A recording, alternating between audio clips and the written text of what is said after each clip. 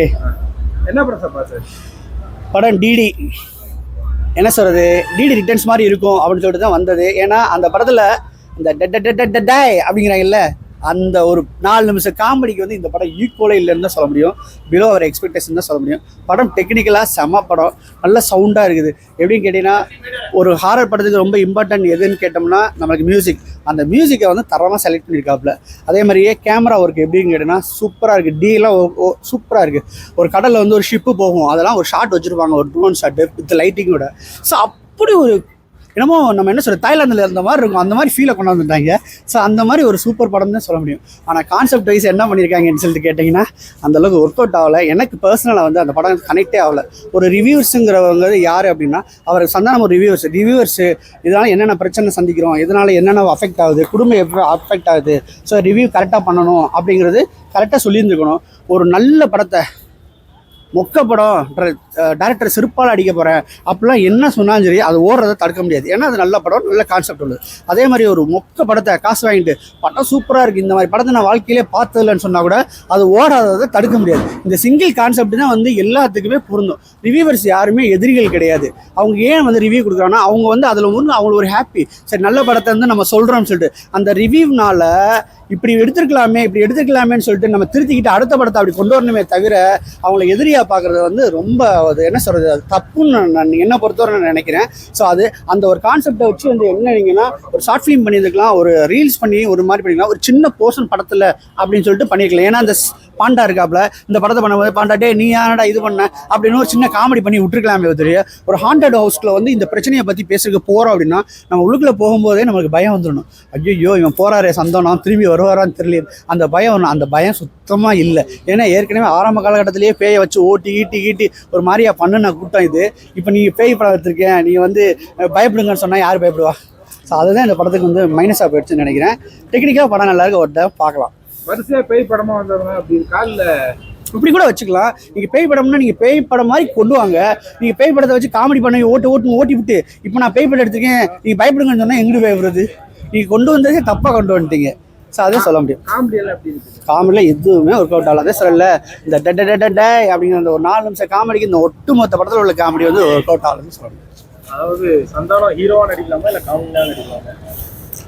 அவர் இதுக்கப்புறம் நான் கண்டிப்பாக வந்து காமெடியாக போயிடுவார்னு தான் நினைக்கிறேன். ஏன்னா இந்த படத்துக்கு வந்து கிளைமேக்ஸில் போடுறாங்க டிடி நெவர் எண்ட்ஸ்ன்னு போடுவாங்க போல். நீங்கள் நெவர் எண்ட்ஸ் படத்துக்கு போடுறீங்களா இல்லை ஒரு ப்ரொடியூசருக்கு போடுறீங்களான்னு தெரியல. அவங்களுக்கு தயவுசெய்து எண்டு கார்டு போட்டுறாதீங்கன்னு தான் நான் சொல்லுவேன். டிடி நெக்ஸ்ட் லெவலை பத்தி சொல்லணும் அப்படின்னா நல்ல ஒரு ட்ரை பண்ணியிருக்காங்க. புதுசா நிறைய விஷயங்களை கொண்டு வரணும்னு பிளான் பண்ணியிருக்காங்க. பட் என்னன்னா இது ஒர்க் அவுட் ஆச்சான்னு கேட்டால் ஒர்க் அவுட் மட்டும்தான் ஆகலை. ஏன் அப்படின்னா இதுக்கு முன்னாடி நம்ம டிடி நெக்ஸ்ட் லெவலோட நிறைய பார்ட்ஸ் வந்து பார்த்துருப்போம். இப்போ இந்த எல்லா பார்ட்ஸ்லயும் வந்து என்னன்னா ஒரு என்டர்டெயின்மெண்ட் பார்த்துருப்போம், அந்த ஒரு என்கேஜ்மெண்ட் வந்து பார்த்துருப்போம், காமெடியை நல்லா பார்த்துருப்போம். இந்த படத்துல காமெடி இருக்கு, பட் நிறைய காமெடி ஆக்டர்ஸ் இருந்து பெருசா ஒர்க் அவுட் ஆச்சான்னு கேட்டால் பெருசா ஒர்க் அவுட் ஆகலை. ஏன்னா இதுல வந்து ரெட்டிங் கிங்ஸ்ல இருக்காரு, ரொல்லு சபால்தோ 2-3 பேரை கொண்டு வந்திருக்காங்க. மொட்டை ராஜேந்திரன் இருக்காரு அப்படின்னும் போது மொட்டை ராஜேந்திரனோட பாட்லாம் கூட ஓரளவுக்கு ஓகே, பட் மற்றவங்களோடது வந்து இன்னும் செட் ஆகலை. சந்தானம் சாரோட அந்த காமெடி டைமிங் அதெல்லாமே ஆஸ் யூஷுவல் நம்ம எப்பயும் பார்க்குற சந்தானம் சார் தான் வந்து இந்த படத்துலேயும் வந்து பார்க்குறோம். அதே ஒரு ஃபுல் எனர்ஜெட்டிக்காக ஒரு என்டர்டெயின்மெண்ட் அவர் கொடுக்குறாரு. பட் சந்தானம் சாரை வச்சு மட்டுமே நம்ம அடுத்தடுத்த மூவ் வந்து பண்ணிட முடியாதுல்ல. படம் ஃபுல்லாகவே சந்தானம் சாரை மட்டுமே பேஸ் பண்ணி கிடையாதுல்ல. கதையும் வேணும், மற்ற ஒரு என்டர்டெயின்மெண்ட்டும் வேணும், என்கேஜ்மெண்ட் வேணும். அது இந்த படத்தில் வந்து லேக் பண்ணியிருக்காங்க. ரேட்டிங் அப்படின்னா 5க்கு வந்து ஒரு 2.5 வந்து கொடுக்கலாம். மற்றபடி வந்து பார்த்தீங்கன்னா ஒரு 50-50 சொல்லுவேன். இந்த 50-50 ஏன்னா ஐடியாலஜி நல்லா இருக்கு, கான்செப்ட் நல்லா இருக்கு, புதுசாக நிறைய ரெஃபரன்ஸை கொண்டு வந்திருக்காங்க, கிரியேட்டிவிட்டி எல்லாமே பயங்கரம். பட் அது வந்து நல்லா இன்னும் பிளான் பண்ணி இன்னும் பர்ஃபெக்டாக வந்து ஒரு ஸ்மூத்தாக ஒரு ப்ராப்பர் ஸ்கிரிப்டாக டெவலப் பண்ணி கொண்டு வந்திருந்தாங்கன்னா இன்னும் நல்லா இருந்திருக்கும். மற்றபடி ஒரு டீசென்ட் வாட்ச் வந்து கொடுக்கலாம். ஒரு ஃபேமிலியோட நீங்கள் போய் ஒரு என்டர்டெயின்மெண்ட்காக சும்மா பார்க்குறீங்கன்னா ஃபைன். ஒரு பெரிய வைப் வந்து எதிர்பார்க்காதீங்க, அது மட்டும் படத்தில் வந்து மிஸ்ஸிங். மற்றபடி ஒரு யூஷுவல் டிடி டெம்ப்ளேட் தான், அதே ஃபார்மேட், அதே பேட்டர்ன், அதே மாதிரி ஒரு ஸ்டோரிக்குள்ளே போய் அங்கேருந்து ஏதோ ஒரு இடத்துல போய் மாட்டிக்கிற மாதிரி வந்து வச்சிருக்காங்க. அது எல்லாமே ஓகே, பட் ஸ்டில் ஒரு பெரிய இம்பாக்ட் எதிர்பார்க்காதீங்க. நார்மலாக வாங்க, நல்லா என்ஜாய் பண்ணிட்டு போங்க. சந்தானம் சார் நடிக்கிறதே நல்லா தான் இருக்கு. அதுல ஹீரோ காமெடி அப்படின்லாம் பார்த்தா ஸ்டோரி தான், ஸ்டோரி பேஸ்டு தான் எல்லாமே. மற்றபடி ஸ்டோரி கொஞ்சம் அவர் வெயிட்டா சூஸ் பண்ணாரு, நல்ல ஒரு கமர்ஷியலா சூஸ் பண்ணாருன்னா இன்னுமே நல்லா இருக்கும். அது மட்டும் அவர் வந்து ஸ்டோரியை வந்து இந்த ஹாரர் இந்த காமெடி அப்படின்னே போகாம கொஞ்சம் லைட்டா அந்த ஒரு கமர்ஷியலா இன்னும் நல்லா ட்ரை பண்ண நல்லா இருக்கும். படத்துல என்ன சொல்ல வராங்க, இந்த ரிவ்யூவர்ஸ் எல்லாம் இந்த நெகட்டிவ் ரிவ்யூ கொடுக்குறாங்கல்ல, அவங்க எல்லாரையும் வச்சு ஒரு சின்ன ஒரு ஃபன் மொமெண்டா அவங்கள வந்து ஒரு பேய் படமா வந்து அவங்கள பேய் படத்துக்குள்ள இழுத்து அவங்கள கொஞ்சம் டிராமா பண்ண வச்சு அப்படி இருக்குமோ அதுதான். மற்றபடி பெருசா ஒரு மெசேஜ் அப்படின்னா நீங்க ஒரு நல்ல படம் பார்த்துட்டு வந்தா ப்ராப்பரா ரிவ்யூ கொடுங்கன்றது தான் மெசேஜ். மற்றபடி பெரிய மெசேஜ் தான் கிடையாது.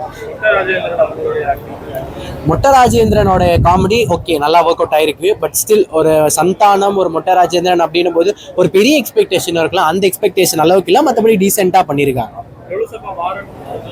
அதுதான் லொல்லு சபா மாறன்லாம் வந்து இன்னுமே கொஞ்சம் நல்லா அவங்களுக்கு இன்னும் நீங்கள் ஒரு நல்ல ஸ்க்ரீன் ஸ்பேஸ் கொடுத்துருந்தீங்கன்னா நல்லா வந்திருக்கும்.